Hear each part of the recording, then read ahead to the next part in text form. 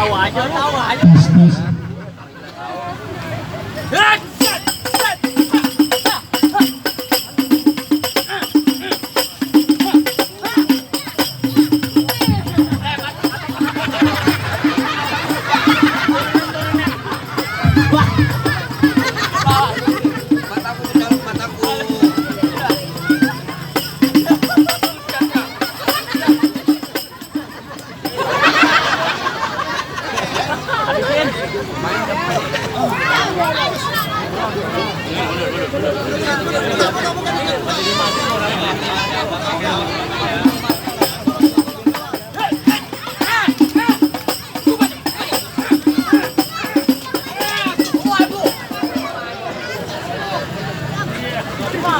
Bangun lagi dong.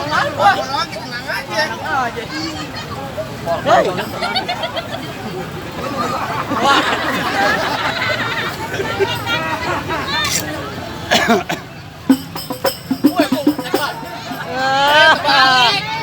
Balik.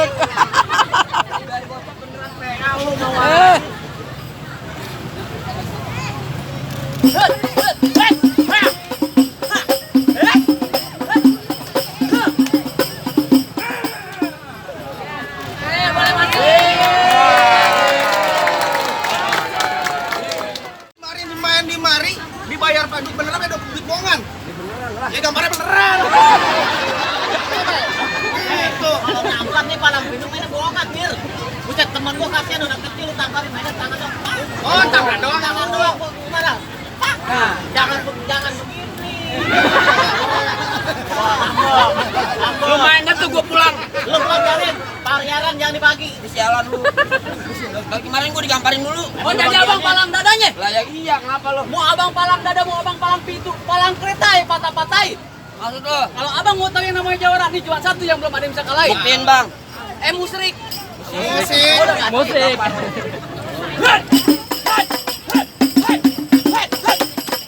Cukup. Kalau rumahnya nonton YouTube-nya. Di mana, Bang? Palang pintu bentar. Promo lu. Ayo, ada Udah beli. masuk belum? Mana lawan gua? Masuk aja lu. Maju sih. Lu maju dulu, baju dulu nih, lu copot. Baik ya, lu main sama lu kemarin botak nih, Pak. Habis rambut gua sama lu, PA. Bang, asal bang tahu, dulu rawa tempatnya angker. Nah, Maksud betul. lu? Sekarang jadi tempat pemancingan. Nah, maksudnya? Bang, kalau bawa jawara yang keker, jangan orang cacingan. Siapa cacingan? Nah, kebelain. Ayo, Ikutin gua ya. ikutin. Beli tali Beli tali di pasar Krukut. di pasar Krukut. Burung berkutut Burung berkutut di pohon buni. di pohon buni. Masalah berkelahi. Masalah berkelahi. Gua gak pernah takut. Gua gak pernah takut. Yang gua takut Yang gua takut sama bini. Goblok lu. Iya, di mana-mana gua takut sama bini, goblok lu. Walaupun jawara gua takut sama bini. Dipukul. Bang, emang benar dulunya rawa tempatnya angker. Sekarang jadi tempat pemancingan. Pemancingannya ada di kali pasir. Oh, begitu? Biar kata gua jawara kagak keker, tapi cewek sini bakal naksir. Cewek mana? Cewek mana? Gua dari gambar muka dari kemarin gua. Lu ngomong dulu, ini ada saweran, lu gak lihat. Ya, tenang juragan lagi ngodok. Alhamdulillah, wa syukurillah kalau ada tambahin lah. Bang di sini gonggo, di sono gonggo hitam jangan abang mati. Maksud Tuh, lu? abang jago, saya lebih jago benih kita berantem berdua. Ini dari mana? Dari mana? Sini. Sini ikut lagi. Kemarin teman gua main palang pintu. Oh, mati. Oh, kenapa? Bukan mobil saweran mati. Oh, itu. Ini jangan. Oh, gitu. Ayo udah. Jalan lu play, gua apa digodain mulu sama lu. Siapa orang tua? Hah? Bang, Ya. lu dengerin Bang. Ikan bawal ada di kali. Gua bisa beli ikan bawal. Tadi dapat satu. Tadi gua kagak. Iya buat lu. Tadi dulu biar jaga seru Bapak.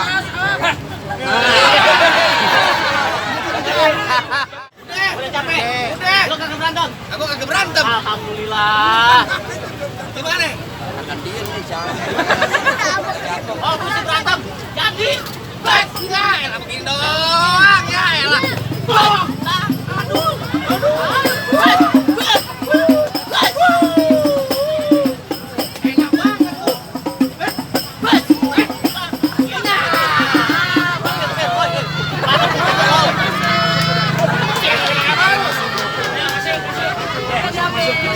Gimana, Bang? benar mau datang kemari. Aku mau datang kemari. Emang dari tadi ditunggu-tunggu bang, gua cuma bilang bang, lu terusin rapat gua maaf kapan? Bang, Bapak. buah mangga bukan sembarang buah mangga. Mangga satu abang tolong pakai. Terus, ayo bangga bukan sembarang bangga. Nih bang, buat rumah kayak gini yang kita partai. Ya udah bang, Tepuk tangan dong. Assalamualaikum.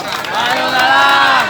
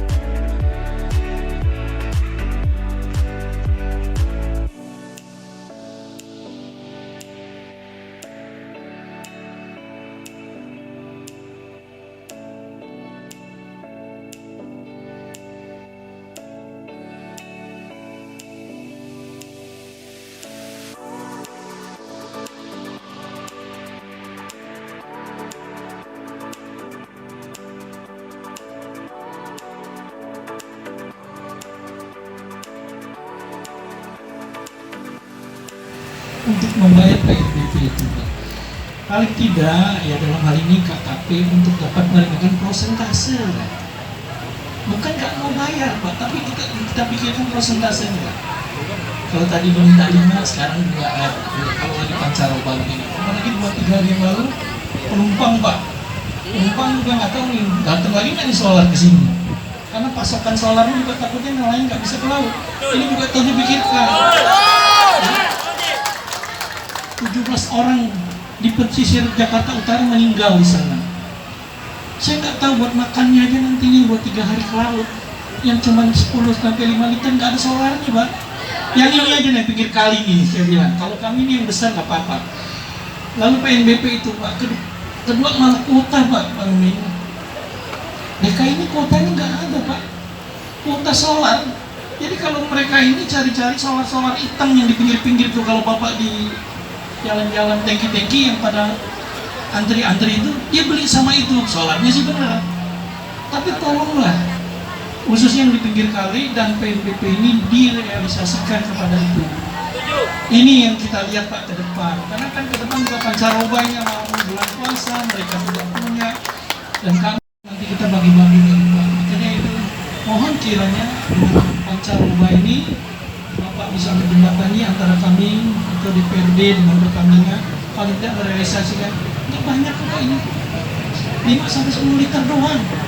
Jangan yang ke utara Jawa. Saya membela yang ini aja, yang bakal jadi kaya mengamal kalau pengamatan saya akan bela dia. Saya pikir itu informasinya Pak Mamimin. Terima kasih. Wassalamualaikum warahmatullahi wabarakatuh. Kayaknya satu-satu dulu. Kami nelayan yang ada di khususnya di Kali Adem itu ada beberapa keluhan Pak. Yang pertama itu mengenai banjir Pak. Karena kami sebagai warga yang ada di Kali Adem itu sering sekali Pak terkena dampak daripada banjir. Itu berdampak sekali pada perekonomian aktivitas warga yang ada di warga kita. Untuk itu, untuk mengatasi banjir kami minta supaya bisa ditanggulangi Pak daripada dampak daripada banjir yang ada di banjirop khususnya Pak. Sampaikan di sini ada beberapa keluhan nelayan Pak. Salah satunya yaitu untuk BBM. Kapal saya yang 10 GT itu untuk beli solar itu agak sulit di sini karena sering saya tidak melaut, tidak mendapatkan solar. Bahkan saya harus keluar bawa kendaraan beli di luar Muara Angke. Dan untuk masalah persyaratan yang sekarang ini harusnya dihapuskan, Pak. Negara ada untuk memakmurkan rakyatnya. Saya bertanya, rakyat yang mana yang dimakmurkan? Karena selama ini nelayan merasa dipersulit. Dengan sekarang perahu harus bikin andon, yang dari daerah ke Jakarta harus buat andon. Saya rasa ketika nanti Bapak terwujud menjadi presiden di 2024, itu harus dihilangkan itu, Pak, yang namanya andon dari daerah ke Jakarta harus dibuat lagi. Bahkan di sini tuh bertumpuk-tumpuk. Di KPKP juga saya pernah. Surat itu harus numpuk dulu baru ditandatangani. Di mana letak keadilan negara buat masyarakatnya? Jadi semua kan dari rakyat.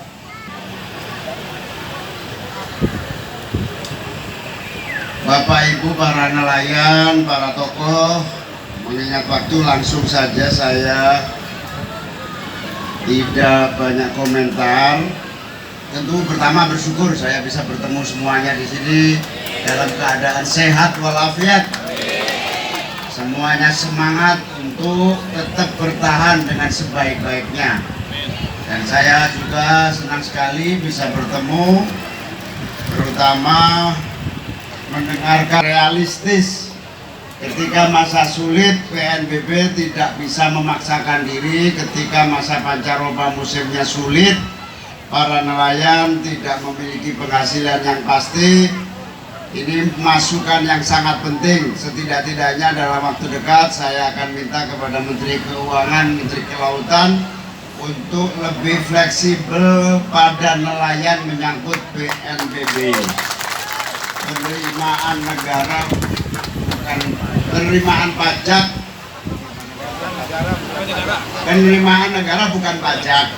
Ini harus disesuaikan. Masih banyak sumber pajak lain yang tidak menyulitkan rakyat kita. Terima kasih masukannya, Pak. Keluhan yang kedua selalu saja masih klasik, yaitu solar. Solar ini menjadi problem bukan hanya para nelayan tetapi juga berbagai pengguna solar. Oleh karena itu masukan ini saya kira akan saya bawa langsung sebagai Wakil Ketua DPR RI. Nanti juga saya akan koordinasi dengan Pertamina dan Kementerian SDM yang bertanggung jawab soal kebutuhan solar ini. Yang ketiga, soal perhatian kepada ROP, ujung tombak yang bukan hanya memenuhi kebutuhan para ekonomi keluarga, tetapi juga kebutuhan gizi masyarakat bangsa menyangkut protein ikan. Oleh karena itu, baik menyangkut BBM, solar, dan berbagai infrastruktur yang memungkinkan para nelayan kita bekerja lebih produktif, saya kira ini harus mendapatkan perhatian serius dari pemerintah. Sebagai Wakil Ketua DPR, saya akan tindak lanjuti dan nanti insya Allah kalau Presiden langsung ditangani, Pak. Sehingga persyaratan-persyaratan yang menyulitkan, yang menghambat, yang tidak memberikan jalan keluar bagi kesejahteraan nelayan harus ditangani secara langsung dan cepat. Sehingga tadi salah satu tuntutannya adalah bagaimana proses fasilitasi atau memberikan fasilitas kemudahan kepada para nelayan sehingga mendapatkan keadilan di dalam mendapatkan pelayanan pemerintah dan negara. Tadi salah satunya kapal berkapasitas 10 GT dan juga berbagai persoalan administrasi yang harus ditangani. Oleh karena itu perhatian ini menjadi sungguh-sungguh kepada para birokrat, para pelayan, fasilitator dari pemerintah kepada nelayan ini harus semakin ditingkatkan. Oleh karena itu secara prinsip Bapak Ibu sekalian, komitmen pemerintah kepada nelayan dan kelautan ini harus terus digaungkan. Sebetulnya ini spirit yang sudah dimulai sejak reformasi. Ada dua prioritas reformasi yang belum sepenuhnya tuntas. Yang pertama, ketika Gus Dur, Kiai Haji Abdurrahman Wahid diangkat menjadi presiden, tahu persis bahwa 70% dari wilayah NKRI kita adalah laut. Oleh karena itu dibentuklah satu komitmen sekaligus orientasi pembangunan baru, yaitu pembangunan kelautan. Dan dibangunlah yang namanya Kementerian Kelautan, Kementerian Perikanan dan Kelautan. Oleh karena itu saya mengajak Kementerian Kelautan dan Perikanan kembali ke khitohnya, menjadi pelayan nelayan yang sesungguhnya, menjadi tujuan utama dari terbentuknya kementerian sekaligus orientasi baru pembangunan. Yang kedua adalah desa. Reformasi menuntut pembangunan model baru dari bawah, bukan dari atas.